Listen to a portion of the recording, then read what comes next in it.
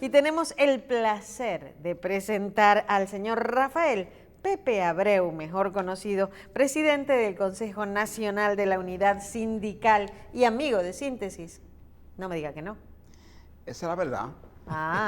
Michelle, Terrero, Marcela, saben que cada vez que el tema, ¿verdad?, como interesante del movimiento sindical, este es un escenario que siempre nos facilita la palabra. A su orden siempre. Sí. Don Pepe, gracias por estar con nosotros y el viernes, yo creo que ya saturado de todos estos temas de reelección y de los problemas internos del Partido de la Liberación Dominicana, escuchábamos un comentario en un medio de comunicación de la competencia que decía, con tantos temas de interés que tenemos hoy, como la discusión de esta aprobación que ha logrado las centrales sindicales con respecto al salario y la objeción de parte del sector empresarial, no ha sido un tema el más importante hoy en la vida nacional, un tema de primera página. Y le pedimos que viniera para poder actualizar a la gente de qué ocurrió. En su última participación, usted decía, estamos inmersos en una discusión, no hay reuniones, se suspenden las reuniones, nos retiramos de las reuniones, queremos un 30%, luego vimos que había un tranque que ustedes estaban dispuestos a llegar a un 25% y el sector de los patrones seguía pidiendo que se autorizara paralelamente al aumento de salario una reclasificación de las empresas. De un momento a otro se tranca todo y aparecen ustedes con un anuncio oficial de una medida de un 14% aceptándolo y todos decíamos, pero salieron bien el sector de los patronos. Pues lo hemos conversado con ustedes, que ustedes estaban de acuerdo a buscar una solución al problema. Y ahora no hay acuerdo. ¿Qué pasó? Bueno, Michelle, se puede decir que en síntesis hay una buena síntesis, ¿verdad? En lo que ha hecho, exactamente así. Nosotros, como dice, ya una propuesta de 30, 25, etcétera. Hay que decir, 10 secciones del comité oficiales, porque estamos descontando las que se dan extra, directa entre los patronos y nosotros, entre la parte gubernamental y nosotros. Y lo que hemos hecho, lo que ha hecho el movimiento sindical es decir, ¿verdad?, aunque nuestra propuesta era de 25%, la parte empresarial, lo más que llegó fue hasta un 10%. El gobierno entonces propone un 14%. Nosotros lo que hacemos es que tácticamente nos aliamos con el gobierno y votamos por la propuesta gubernamental. Que allá se gana de los 3 sectores con 2 que aprueben. Con 2 hace mayoría. Porque ellos se habían retirado. Ellos se quedaron ahí, pero no votaron en contra de esa resolución. Ahora, uno se pregunta, Terrero, Marcela, Michelle, ¿de quién está más cerca? ¿De qué cifra está más cerca lo aprobado? ¿De la nuestra o de la de los empresarios? De la de ellos. Exactamente, ¿verdad? De la del sector empresarial es que la cifra está más cerca. Sin embargo, son ellos los que salen diciendo que van a impugnar, que van a ir a los tribunales y una serie de cosas que no tienen sentido. Pepe, ahí es la pregunta. Yo creo que a lo mejor Terrero me puede ayudar con esto. Vemos que el día que sale la resolución, lo primero que usted tiene que decirnos a nosotros como dominicanos que no participamos en todas esas reuniones y que lo que nos interesa es el aumento salarial, saber, primero, si entró en vigencia, porque automáticamente vemos unos titulares que dicen que no. Segundo, o sea, si esa resolución la pueden apelar o no, si entró en vigencia o no. Y segundo, una coletilla que tiene la resolución, supuestamente, que dice 14% y un tema de la reclasificación como cuando salga después, o sea, cuando aparezca se va a hacer retroactiva. ¿Es así? Hay que explicar eso, ciertamente es así. Pasa lo siguiente, ¿verdad? Esa resolución pudo haber sido retroactiva a mayo, que es la fecha de cuando vence la tarifa vigente. No lo fue, porque para ser retroactiva tenía que ser de consenso. Sí. Porque tú no puedes imponerle retroactividad a un empresario si él no está de acuerdo. ¿Entiendes? Sí. Lo que tiene que Sí. hacerlo sobre la base de que esté de acuerdo. Entonces, no pudimos sacar que fuera retroactiva a mayo, como debió ser. Entonces, lo que se hizo fue, como la discusión se lleva a cabo en junio, ¿qué hace el comité? La publica, pero cualquiera de las partes tiene la posibilidad de elevar un recurso jerárquico al ministro de Trabajo. Para elevar el recurso jerárquico se concede un plazo de 15 días. Entonces, hasta que no pasan los 15 días, la resolución no es oficial porque está a la espera de ese recurso. Entonces, si lo pierden, es vigente al 1 de julio. Exactamente. Si, por ejemplo, ellos elevan el recurso y lo pierden, o no lo elevan, ¿entiendes? Como quiera, sería vigente a partir del 1 de julio. Hasta ahora, ellos no han elevado el recurso, ellos han hablado, ¿no? Pero en concreto, no reposa ningún documento en el ministerio donde se eleve ese recurso. Por un asunto que es claro, hay sectores empresariales que no comparten la idea de elevar ese recurso. Y todos sabemos por qué. Ellos consideran que hacerlo es un asunto que pone al empresariado mal frente a la opinión pública. Usted está diciendo que el CONEP lo acepta y que el Copardón no. Exactamente, la Asociación de Industria también lo acepta. ¿Entiendes? Y el Copardón y el CONEP. Y el CONEP. O sea, ¿qué quiere decir eso, verdad? Que 2 de las 3 grandes aceptan la resolución. Copardón no lo está haciendo porque ellos en la discusión incorporaron a la mesa a la gente de la pyme, pequeña, mediana. La reclasificación. Exactamente. Porque ellos son los más afectados. Claro, que son los que están más insertos en el tema ese de la reclasificación. Entonces, por eso es que Copardón ha tenido como una especie de vacilación en suscribir el acuerdo. Pero, Michel, todo el mundo sabe que los recursos jerárquicos aquí, en lo general, aunque nosotros lo hemos hecho, ellos lo han hecho, pero han terminado siempre el ministro de turno confirmando lo que el comité acuerda. Por un asunto que, claro, el comité de salario es un mecanismo adscrito al ministerio. Entonces, es muy difícil que un ministro contradiga lo del ministerio y acepte devolver una resolución para reconvocar a una discusión de nuevo, porque todo el mundo sabe el costo que eso tiene. Don Pepe, yo regularmente siempre he pensado que los aumentos de salario en este país lo que provocan o han provocado ha sido subir la inflación, no tanto subirle al empleado, porque por ejemplo un 14% es prácticamente nada para un empleado que gana 20,000 pesos le estamos... No, míralo aquí, déjame aclarártelo. Representa el que ganaba 10,000, 12,000, 9,000, 10,000, va a ganar 9,400, 10,700. Y el que ganaba 15,400, 17,600. Son más o menos, el que más alto es de 2,162, que es el que ganaba 15,000 pesos, y el que ganaba 10,000, 9,000 va a subir 1,300 pesos. Exacto. Eso necesariamente no le va a resolver un problema al empleado.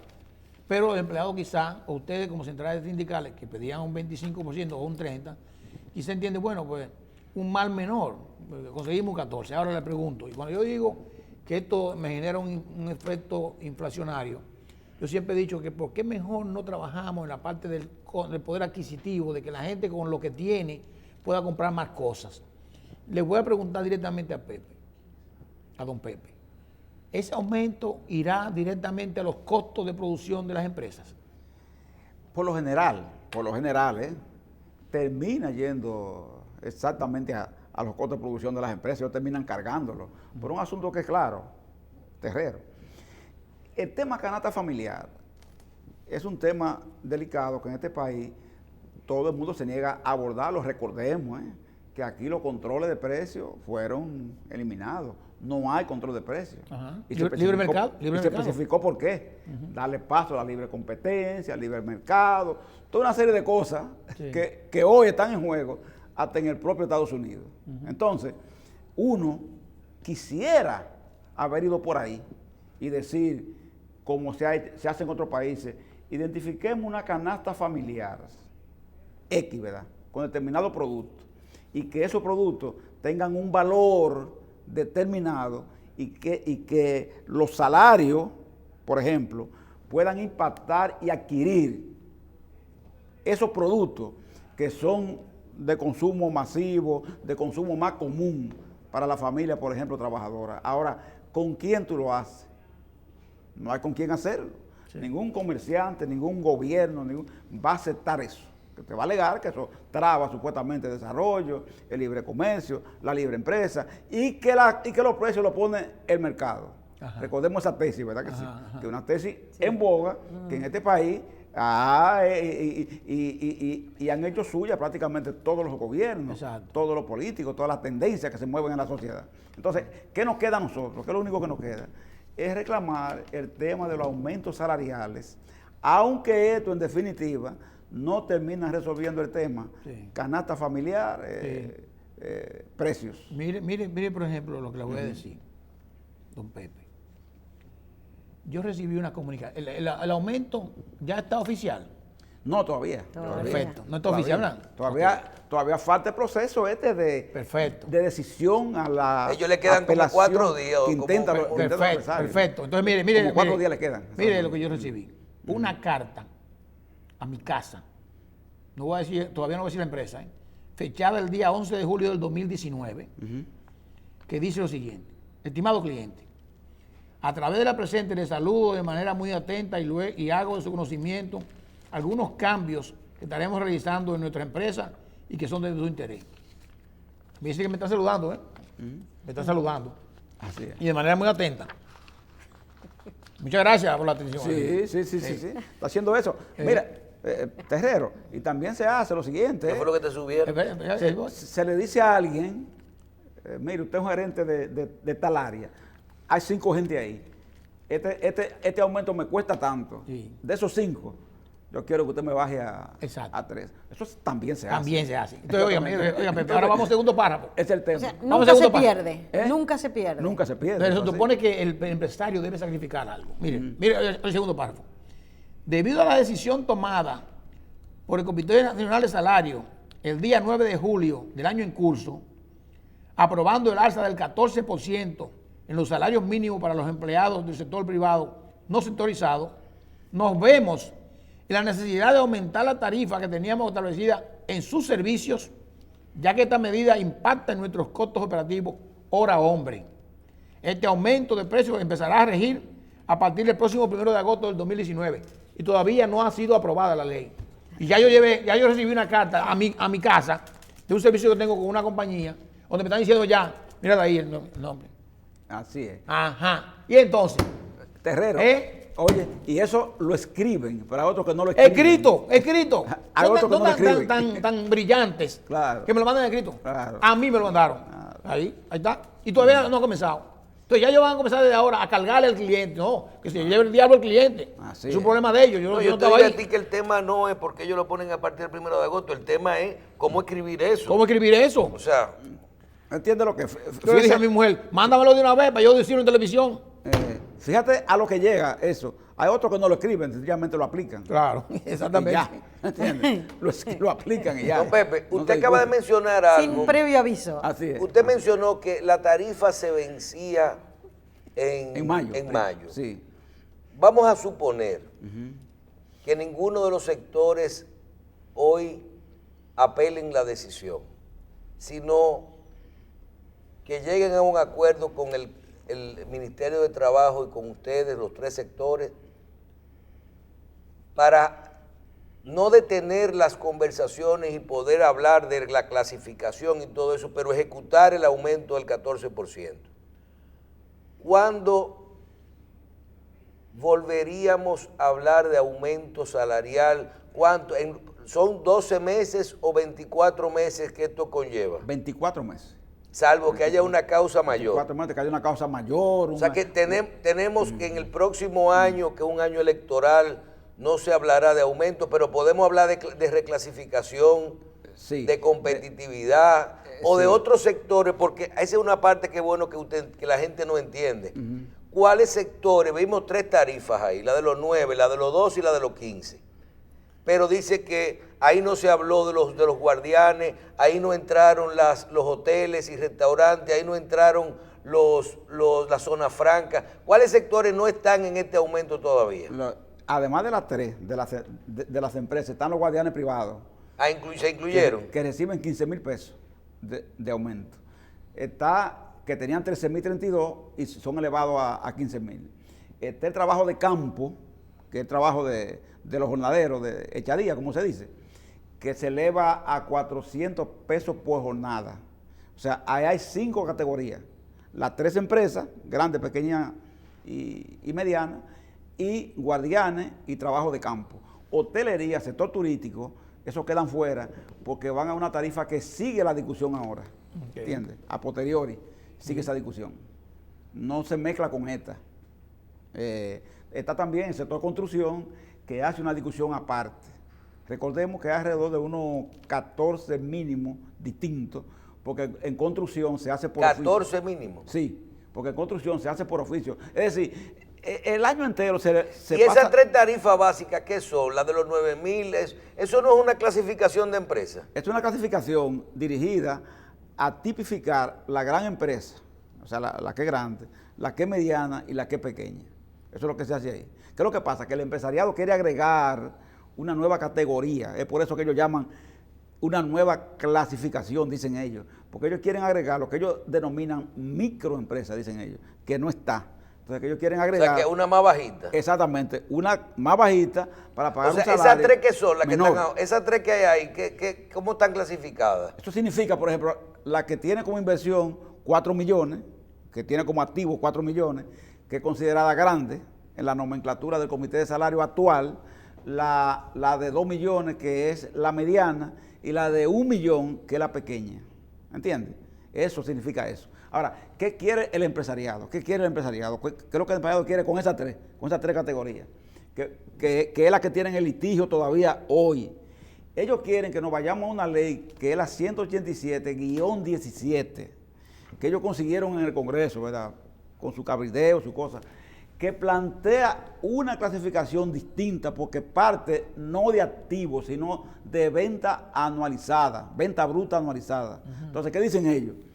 Que una empresa grande, dicen ellos, es aquella que vende 200 millones al año. Tiene como venta bruta. Una grande. 200 millones al año, ese es grande.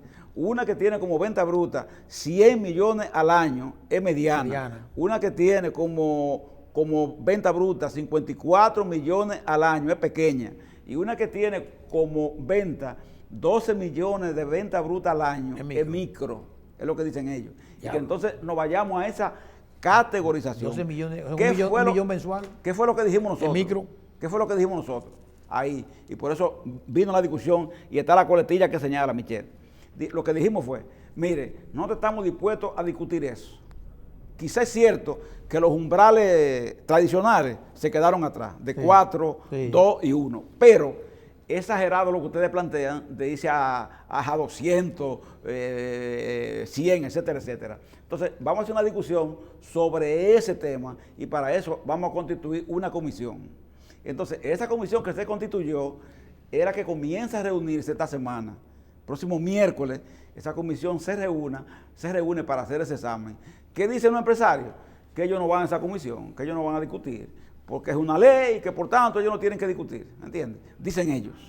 Pero nosotros decimos, ¿por qué el temor de discutir ese problema si lo que estamos planteando es sencillamente que examinamos esos números que ustedes plantean? Porque si lo hacemos a tonta y a ciega, pudimos haber caído entonces nosotros en el error de que ninguna empresa prácticamente calificara para pagar el mínimo mayor. Es más, las que iban a calificar son aquellas que ni siquiera lo pagan, porque pagan más de eso automáticamente. Es decir, aquí hay empresas, Michelle, Marcela y Andrés, que para esa discusión de mínimo que se hace ahí, no es para ellas, porque ellas hace mucho que lo superan, ¿entiendes? Pagan más, ¿entiendes? De eso. Entonces, nosotros no tenemos que hacer una discusión para esas empresas, porque ahí ese tema está resuelto. Pero qué bueno que usted toque ese tema, porque esas son de las cosas que cada vez que usted viene y hay un aumento, tenemos que explicarle a la gente. Hoy están la gente que afecta el salario esperando un aumento salarial. O sea, el mínimo. El mínimo. Lo que se aumentó es el mínimo. Usted tiene una persona que ganaba 15,000 pesos y otro que ganaba 15,000 y pico y otro que ganaba 18,500, con una diferencia de posición en la empresa. Sí. Una persona que obtenía más tiempo en la misma posición que otra y ganaba un poquito más. O por ejemplo, vamos a decir la diferencia entre un asistente administrativo y una secretaria, para poner un ejemplo. Sí. Había siempre una recepcionista de una diferencia de 2 o 3 mil pesos. Cuando el salario mínimo ahora usted le sube esos 2,000 pesos, ese salario lo empata con el del nivel superior, pero el otro no aplica el aumento. No le toca nada al otro. ¿Qué usted le dice a la sugerencia al sector? Porque no es obligatorio el aumento, pero es... Mire, ¿por qué, Michelle? Porque esa pregunta es buena. Porque mucha gente que no está en el mínimo se interesa por la discusión, aunque no esté en el mínimo. Pero ¿por qué se interesa? Es porque le impacta en el siguiente orden. Por ejemplo, si usted tiene una conserje en su empresa, que es un trabajo importante, ¿verdad? Es de conserjería, necesario. Es de limpieza, es vital. Pero claro, no se puede comparar a un asistente administrativo. O el contador. No se puede comparar al contador, no se puede comparar, ¿te entiendes? A una persona que hace un trabajo técnico. Sí. Aquella persona tiene un entrenamiento distinto. Sí. Y resulta que esa conserje llega hoy a 17,600 pesos. ¿Entiendes? ¿Qué es lo que tiene la tarifa? El mínimo mayor. Y resulta que a ese hombre, a esa mujer, usted le está pagando 18,000. ¿Usted entiende? Usted no es, esa empresa no está obligada, eso hay que aclararlo, ¿verdad?, a pagarle más al que gana los 18,000. Claro. Tiene una diferencia quizá de ¿cuántos pesos? De 300 pesos con la conserje. Sí. Entonces, ¿qué hacen las empresas?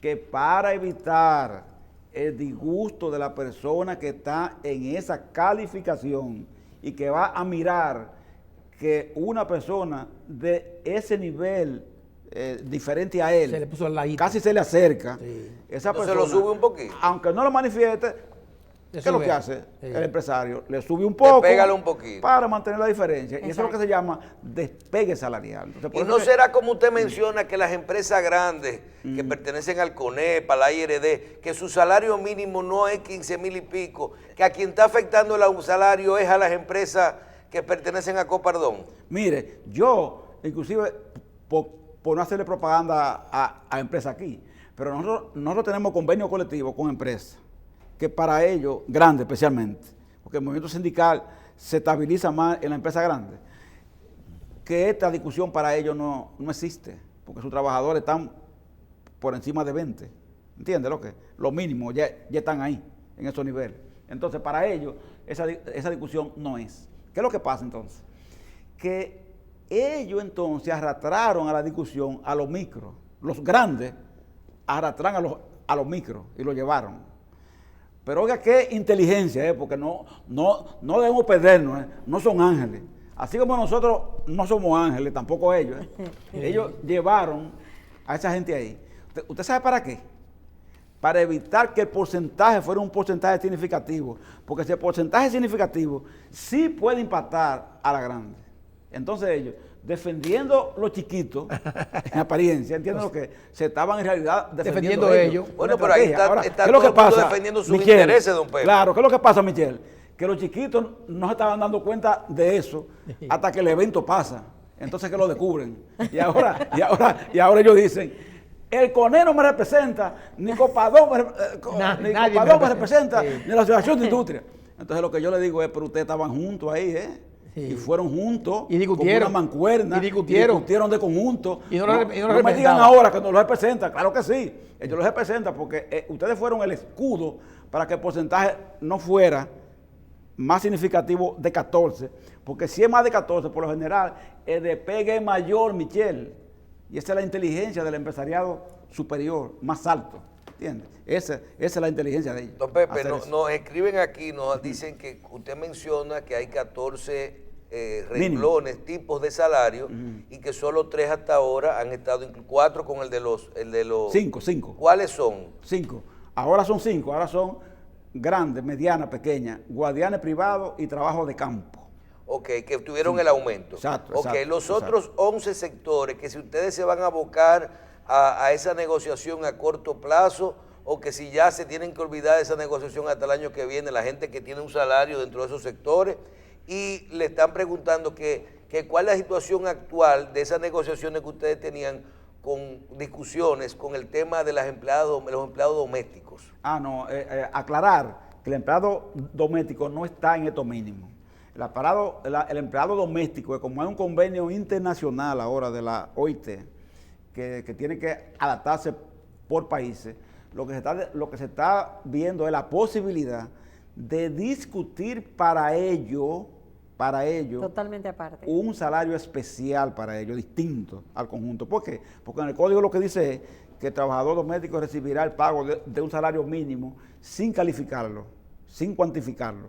Porque se considera que si el doméstico come en la casa, o duerme, o usa tal cosa y la otra, es parte del salario. Tiene mucho sentido. ¿Entiende? Es parte del salario. Entonces, como eso es así, lo que se ha dispuesto es que se haga una discusión aparte sobre este tema, ¿entiendes? Sobre el tema doméstico. Porque es más delicado, ¿entiendes? Los otros 11 sectores, los otros 11 tipos de salarios, ¿se tienen que esperar el año que viene? Entonces los otros van a esperar el año que viene porque está el sector turístico, está zona franca, lo de construcción que son por oficio, lo de las ONG que también son aparte. Entonces eso se discute todo el próximo año ya. No son este año. Cuando ustedes analizan la cantidad de trabajadores formales dentro del sistema de seguridad social, ¿verdad? Que hay estadísticas. Vi que ustedes tienen los números de esos 5 salarios que ustedes lograron la discusión del 14%. ¿A cuántas personas, a cuántos empleados impactan en este momento de los casi 4 millones formales que hay? 2.5 más o menos. O sea que podemos decir que la mitad de los trabajadores que están en el sistema de seguridad social pueden ser beneficiados de ese 14%. Está impactado por ese 14, sí. Es una cifra que la analizamos, ¿entienden? Que aunque baja, pero para el propio sistema significa también un avance también para el propio sistema de seguridad social. Don Pepe, pero usted, como una persona comprometida con el sector laboral, los trabajadores, de tantas luchas, ¿usted cree que nosotros estamos en el mismo sitio en lo que tiene que ver con reivindicaciones, con defensa, que siempre es lo mismo, o hemos desarrollado, desde el punto de vista de ustedes, han avanzado, han hecho entender al empresariado de que se merece más el empleado, o usted piensa que la lucha siempre ha sido igual? Pedimos mucho, nos quedamos abajo. ¿Qué usted piensa? ¿Y qué le reclaman a los trabajadores? Nos retiramos. Yo pienso que el más joven de este grupo es Michelle, con el perdón de las damas, como siempre. El más joven de este grupo es Michelle. Yo pienso que en la vida se pierde y se gana, se avanza y se retrocede al mismo tiempo. Es decir, nunca hay un avance que sea lineal y todo el tiempo usted avanza, no. Un día también... Dos pasitos para adelante y uno para atrás. Retroceso, sí, un paso adelante, un paso atrás.